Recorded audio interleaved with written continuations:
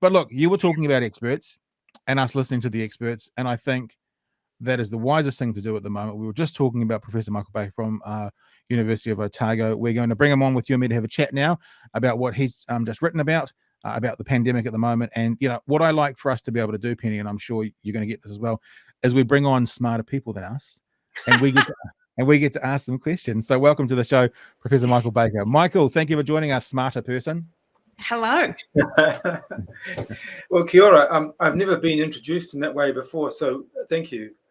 Which feels ridiculous that you should have been introduced. No, we want to use and abuse your brain and your knowledge and your wisdom to help us with the current situation that we're in. Now, look, I do want to ask you a few questions and have a few chats about things, but you've just put out an article on the conservation about 2 years on from the first COVID case. New Zealand successful pandemic response still faces major challenges. Do you want to just have the floor for a second, just speak to that, speak to what you've written about and what you're trying to, I guess, educate the New Zealand people about? Sure. Well, look, thanks very much for the opportunity. Firstly, if we look back over the last 2 years, New Zealand has achieved spectacular successes with managing the pandemic by all the metrics we use. And if we look at things like mortality, life expectancy, relative level of freedoms, economic performance, well-being at many points, New Zealand has done extremely well. And I know it's frustrating 2 years on, and you've got the pandemic, and we are obviously entering this very intense Omicron wave. And we've also got the control measures, which, not surprisingly, have become more contested.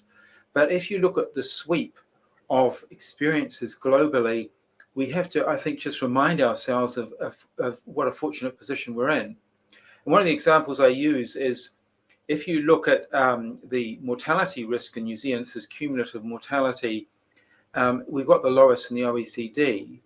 And in fact, if you use a measure which is called excess mortality, because that adjusts for the fact that many countries are not counting COVID deaths at all well, New Zealand has actually dropped its mortality risk. We're actually about 3,000 lives ahead of where we would have been based on past experience. And that's because we're so good at controlling COVID, we've actually stopped all these other infectious diseases.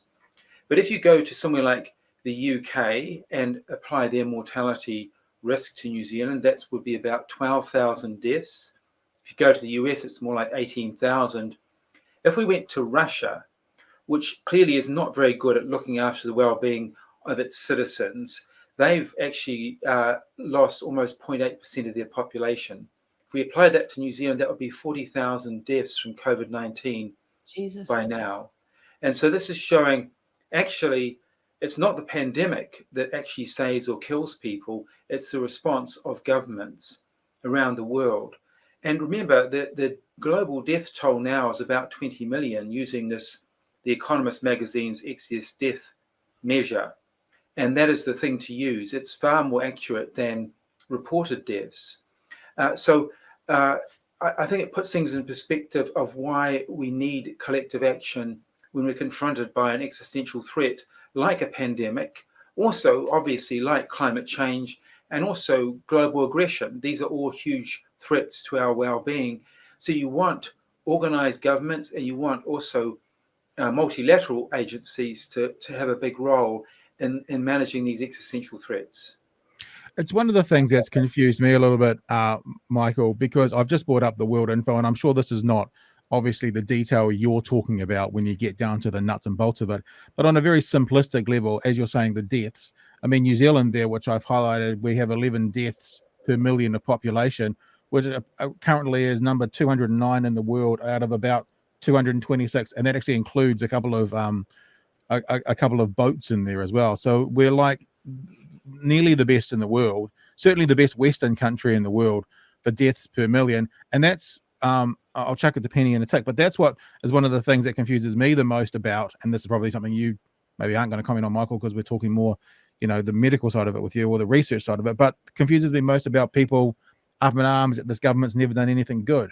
Even if you're annoyed with the current outcry, or you're annoyed with the current mandate situation, I always say this, look at the scoreboard. often numbers are brutally honest, but they're also very accurate. So I don't get that people can't just look at that and go, oh, okay, I don't like the mandates, for example, but shit, we've done well with keeping our people alive. Yeah, I absolutely agree. So, but we try and look at other metrics as well. And one of the things is life expectancy. And in many countries in the world, lost 1 to 2 years of life expectancy because of the pandemic. We haven't seen a decline like that since the Second World War. But in New Zealand, life expectancy rose by 8 months on average.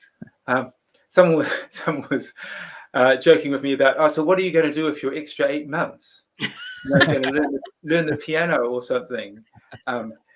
But these are when you're thinking in population terms, you have to use population metrics. And I think one of the problems is that if you individualize the entire pandemic experience, reducing it right down to what did it mean for me and people in my immediate circle, then you start to come up with some strange answers. And this is this idea of sovereignty being the only value. And it's a bit like this, the Trumpism that we've now inherited or we're getting bombarded with, those sort of ideas that are so individualistic.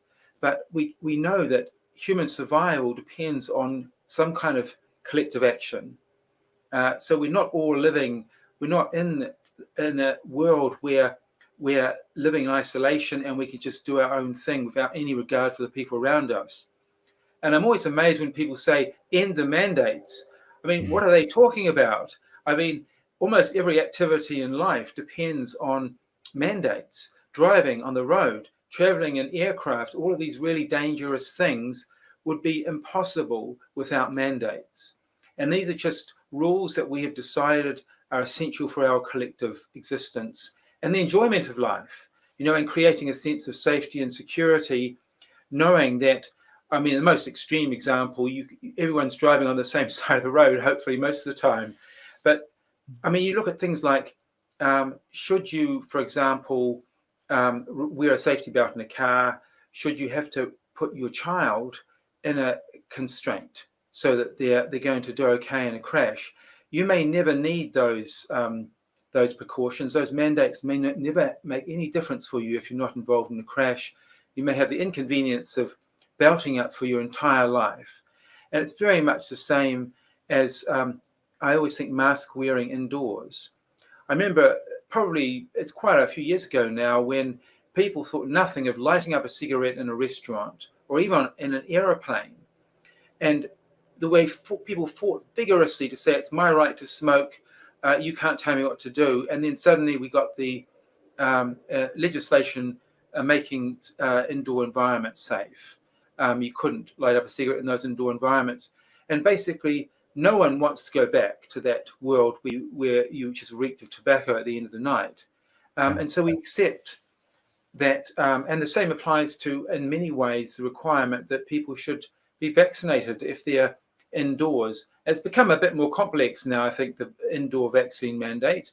But I think certainly the idea of wearing a mask if you're indoors with other people and if there's a lot of circulating virus. So these are just basic, I think, courtesies and conventions that are designed to keep, to protect people and make them feel safe going out to eat meals and so on with other people.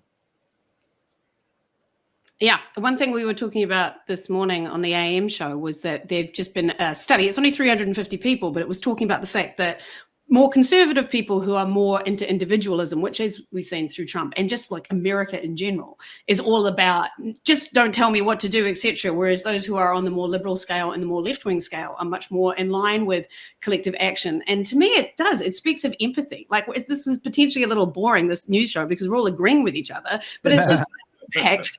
We try to keep people alive. Like to see Mike Hosking say that, we have the lowest death rate in the OECD. So what? That just astonished me. And also the fact that it's usually the poorer people, the lower socioeconomic, and we have Māori, etc., that the ones who are dying. And people just don't give a shit about that, it seems.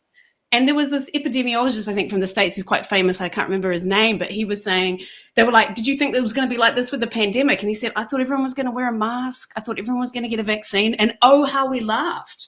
And it's just like, how is that such an impossible thing to comprehend when it's about saving lives and people just don't give a shit? And the so-called expert thing from, I'm calling him Sir Rusty Coot now, you know, that's ridiculous. Clearly, you are expert. Why are we, if you want to know about how to marry someone, talk to me. If you want to know about improv comedy, talk to me. When it comes to fucking viruses, I'm going to listen to you. And why is that so hard to understand? It just boggles my mind. Thank you for your...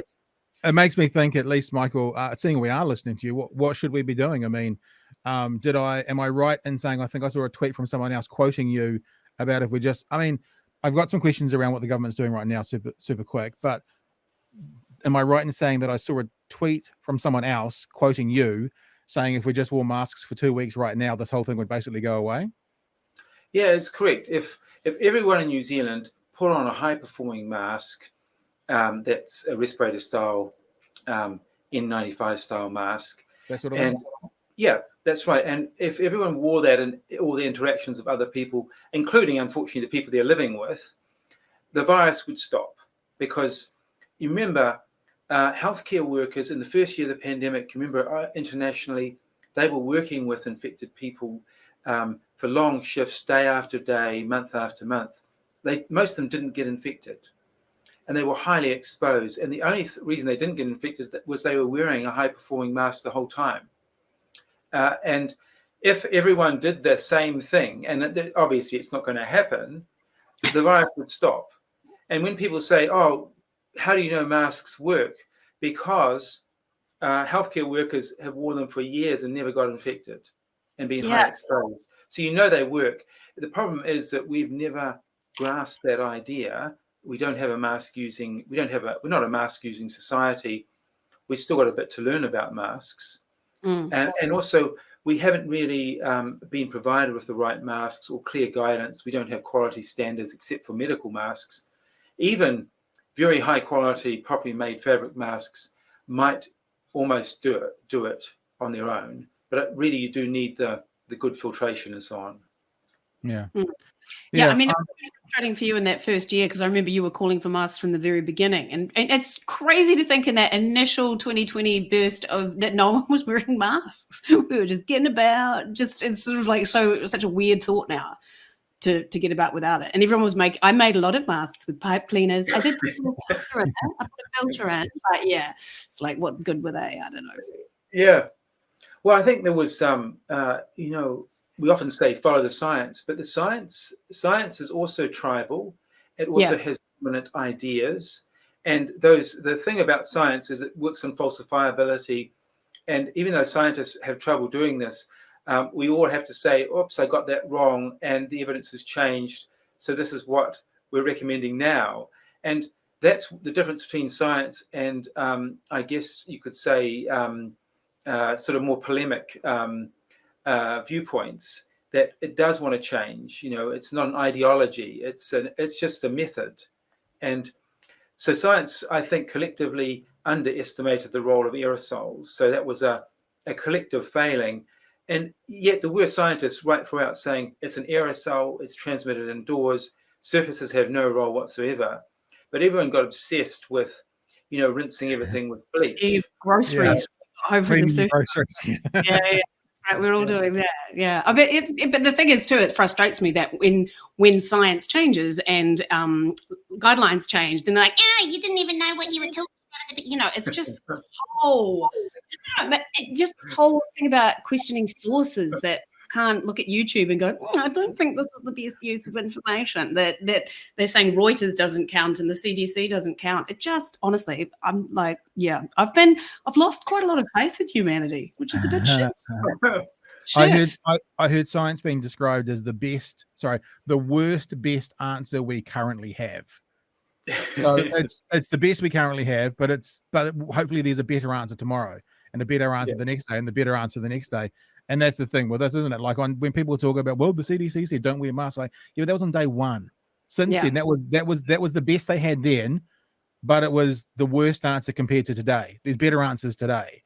And Right. so it's like it moves on and it moves on. And people who talk about, well, the CDC said that, I just typically say to them, well, are you still using leeches? Because Yeah. at some stage, the best answer for various medical was to stick a leech on. And no, because science has moved on, and you're Yeah. happy to move on with that science. But just because this is 2 years old science, you don't want to move I've on. been doing a lot around menopause because I've been doing a podcast, and they used to put leeches on very intimate places and ladies for menopause. So that's a nice thought, isn't it? That's an interesting thought. Yeah. Hey, Michael, I do want to ask you a question about the current plan from the government and your perspective of it. It seems to me, from looking at various sites like the one I brought up earlier, that typically, and I don't want to say this is absolute, but typically the kind of bell curve for the Omicron spike is somewhere between 4 and 6 weeks. Like if you look at it starts at the 1st of January and it's coming right down by the 1st of February, sort of thing. If you look around the world, it seemed to me to be, I was nervous about this government being, in my opinion, so onto it and taking such precautionary measures for the first 2 years of the pandemic. And then the idea of, self-isolation, the close contacts rule changing just in this 4-week window, where actually, if we just kept those for another 4 weeks, would seem to have been a better decision based on how infectious this is. And you don't need to comment on this because of your position, but I do wonder if it's more of a political decision, pressure decision than a health decision. But I want to get your thoughts around the current plan for, close contacts not having to isolate now unless they're living in the same house as someone with COVID. Yeah. And also this idea of opening up the country right when the most infectious version of it's here, albeit statistically not as serious for people's health statistically, but still serious. At a point where, in my thought, if they had waited just 4 more weeks, we would have seen this bell curve, and maybe it would have been a better decision. But that's just my perspective. Yeah, no, they're great questions. Firstly, I've never been a fan of moving away from the alert level system to traffic lights, because I think the alert level system worked well. People understood it, and the traffic light system, from as soon as we had some transmission of Omicron in the community, we instantly went to the red light. There's nowhere to go after that. And so I'm not sure. I preferred the framework we had before. The other thing is, you're right. It's a pragmatic decision to say we're cutting down on the scope of who's a close contact. Basically, it's to keep society functioning, because pretty much the problem would be that everyone would be a contact. Everyone will be a close contact soon. And I think that's the rationale. But yeah, we haven't got as many controls now. And with the phase 3 controls, they're less as the Omicron wave is peaking. So I guess if there's a concern that hospitals will be overwhelmed, the government has said it would still have the alert levels to fall back on. And it might say, look, actually, everyone does need to stay at home. There's a stay-at-home order, which is a bit like alert level 3. And it would have that as an option, I think, in Auckland, particularly if it looked like the hospitals were getting overwhelmed.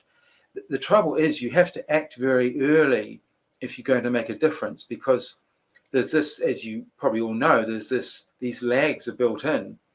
So even now, when the curve is going vertically up, it's still telling us about infections that occurred maybe a week ago.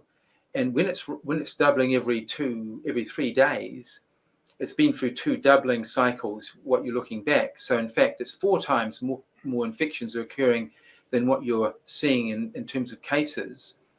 And in addition, many people, of course, are not getting tested. They won't have many symptoms. So it's an order of magnitude, maybe more people getting infected than you're actually seeing. So you basically have to act very early, because there's that lag, and then there's a lag to people getting infected, and then another lag of almost 2 weeks before they go to hospital. And then another 2 weeks after that, even more, you start to see mortality. So that's why you have to be very proactive. And the concern would be that if the brakes are applied when the hospitals are overwhelmed, you've really missed the opportunity.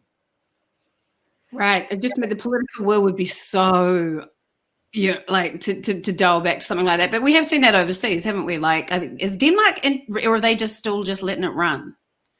Well, I think places that have been, once you've been through the Omicron wave, you really will return. For those countries that have had widespread circulation, they are in a relatively better position because people have either been vaccinated or they've had Omicron, essentially, and they've got lots of antibodies. But unfortunately, that protection doesn't last. You get a lot of waning, and Omicron has a very high reinfection rate. Right. So you'll find, and this is the next phase. It's why everyone will be very wary about predicting what happens next. Because of waning immunity from Omicron, and obviously, what's the next variant? Yeah. So do you so are you anticipating that we're going to get a booster every 6 months, every year, something like that? Well, if you're older and more vulnerable, you've got underlying illness, you may have had a third dose, and now you're getting a booster. And I think that's the situation. And the evidence is that there's quite rapid waning of immunity, and we know that the booster is very effective at restoring your antibodies, and the vaccine's cheap. I mean, the government let slip that it was about $40 a shot, I think. So compared with going to hospital or even getting seriously ill, that's a good investment. So I think the most vulnerable will probably may have boosters every few months. And the rest of us who are in good health, I think we're looking at least an annual booster. And that's no big deal. I mean, we do that with influenza anyway. Yeah, that's sort of thinking blows my mind. Like, I'm epileptic and asthmatic. I take so many pills and squirts and perimenopausal now, so there's other unguents and things going on. So it's like I do that every day. So why on earth is this such a hardship? And the fact that, only, what is it 70% of eligible people have had boosters now? And I'm like, what is that about? You took the time to get your 2 jabs. Why would you wait longer? But it's just that grind of getting people to take their health seriously is just, again, mind-boggling to me. Yeah, no, I mean, for something that is so simple and takes so little time and, as we know, very safe, I mean, we've sort of somehow put it up on this strange pedestal that it's something really a high-risk medical procedure. And compared with most medical procedures, it's not a high-risk medical procedure. Yeah, absolutely. Hey, Michael, it's been a real pleasure having you. Thank you so much for jumping in and having a chat with us today to bring some not only intelligence but fantastic looks to the show. It's been very, very good to have you on board. My friend has constantly my friend is constantly complimenting your artworks that are often behind you at various times. Congratulations on that. Thanks. And look, this has been really enjoyable talking with you both. And thanks for having a bit more time to explain things. I really appreciate it.